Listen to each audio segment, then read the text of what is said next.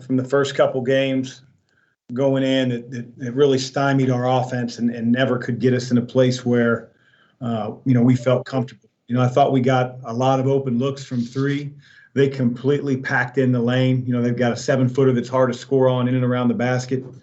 And, our inability to sort of convert some of the open looks that we had just crushed us on the offensive end. I thought we battled on the glass. Get 14 offensive rebounds.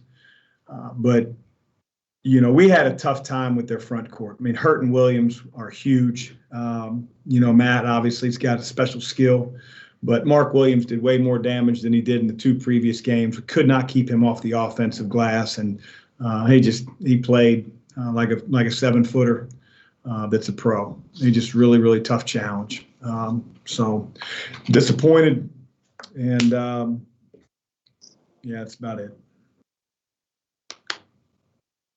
Chris, why was it that did you feel like that Williams? Obviously his length, but in the first half he got a couple of putbacks that seemed to be without guys kind of putting a body on him. But then as the game went on, you were blocking him out, and he was still getting them. Why was it more difficult this time?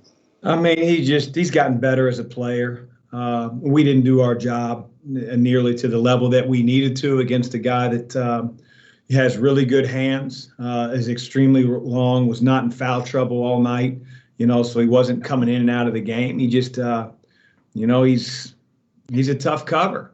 And I think with any good player, Jody, if, you sort of let them get going, I shouldn't say let them. He battled for it. Mark Williams battled for it, give him credit. But, to not have the heightened sense of like pushing him really far away on a block out, really digging in your heels when he's trying to post you up, pushing him off the lane or pushing him behind the glass on a high-low. Like if you're really not locked in and he gets, a couple baskets and now he starts feeling himself and feels like, right. It's his game. And I think that's exactly what happened, along with his major, improvement that he's made all year long. Chris, you had a 16-0 run to take the lead late in the half. They got the three-pointer at the end. You guys were back in it and showed a whole lot of energy and a lot of life. And then it seemed like you came out in the second half without that energy. Can you explain kind of why they came out maybe not as energized? Really, really frustrating to pinpoint, Jody.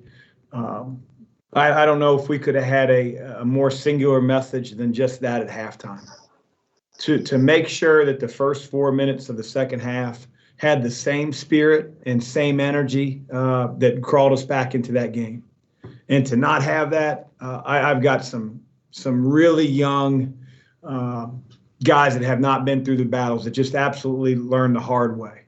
Just really frustrating, because that's really all our message was about. We talked a little bit about them switching some things defensively, but the majority of it was like, hey, listen, we need to get in stances and we need to battle like we did the last 5 or 6 minutes of the half. And whether it was our errors on the offensive end, we just did not have that same spirit to begin the half. And it's really, really disappointing.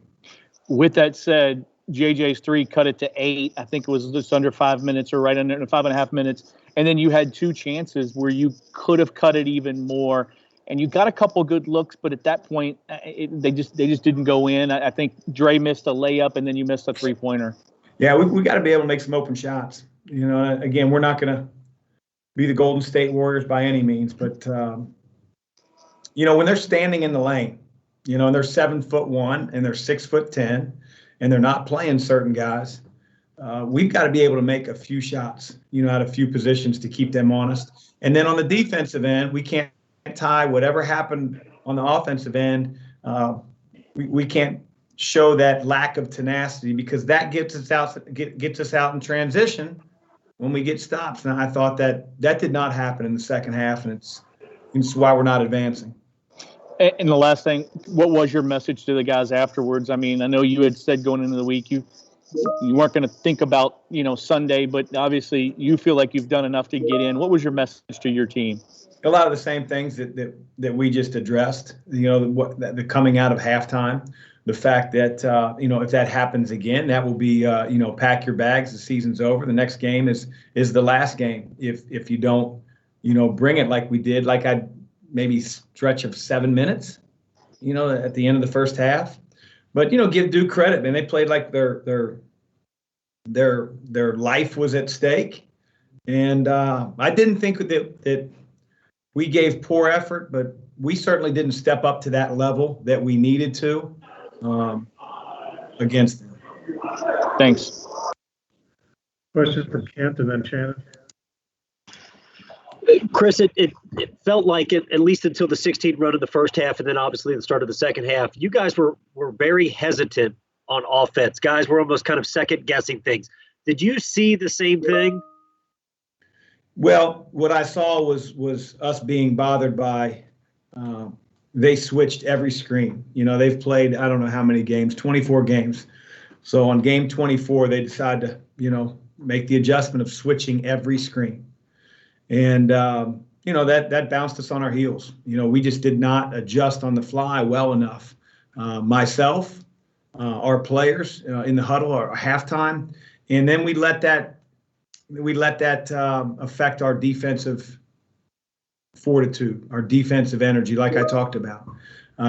When we made that run at the end of the first half, we got a lot of stops in a row, and we got some opportunities in transition. We got an open three in transition, we got layup, and we didn't have nearly the amount of stops in the second half to get those same opportunities. But I give Duke a lot of credit, to say, hey, we're going to switch Mark Williams onto Carleague Jones and to David Johnson, and we're going to play off certain guys and just stick in the lane. It worked tonight, and we didn't make the adjustments. I didn't make the adjustments necessary to win. Shannon. You spoke of the team's youthfulness, but they seem to lack that urgency there at the beginning and then struggled for most of the games. I mean, how do you change that heading into the NCAA tournament? If you get a bid, I mean, how does that change? How do you change that? Yeah, it's not a magic potion, Shannon. I mean, we're missing layups around the basket to start the game. We can't draw them in the basket. We've got to be able to finish through contact. We get an alley-oop to start the game. It's wide open on the roll, and we come down with it and miss one footer. We get a great drive to the basket on an action that we run, and we have a layup, and, we miss it. And so we got to take advantage of those opportunities against really good teams with a lot of size like that. If you get a, I don't want to say uncontested layup, but you get a layup where it's not getting blocked, you got to put that thing in. If you don't, you're on the losing side.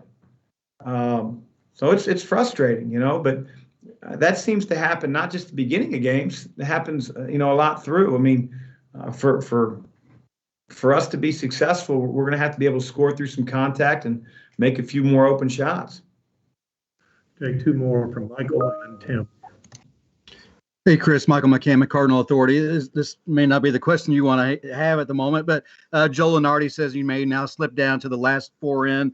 The NCAA tournament is, your next outing. So, I guess what's your argument, or what would be your response to be about why your guys belong in the dance? I don't worry about, making my case.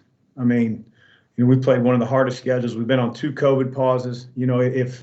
If the net, if that includes, margin of victory, 2 of our blowout losses were after we took, multiple day pauses coming off COVID on the road. So is what it is. I think we're certainly capable of winning games in the NCAA tournament, given the opportunity.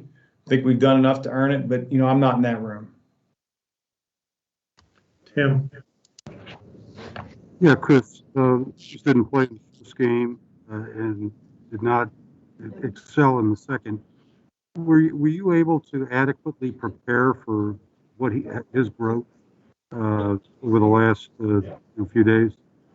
I'm sorry, Tim. I didn't catch or understand any of that. Well, I said that Williams didn't play in the first game between the two teams and didn't start in the second one. Were you able to adequately prepare for him? Yeah, knowing how much he's improved. I mean, we know they like to go to him. I thought our post defense on him wasn't bad, but our pick and roll coverage, which has been pretty good all year, and then our inability to keep him. He had 7 offensive rebounds. a couple that landed in his hands that I thought we had our hands on. And he catches anything in that charge circle. He's got a great touch, dunking the ball. I mean, he's come a long way. I didn't see him in the beginning of the year in practice, but he's huge. We're battling with a few young guys that didn't quite get the job done today. Coach, thank you. Thank you. We'll be back with the players shortly.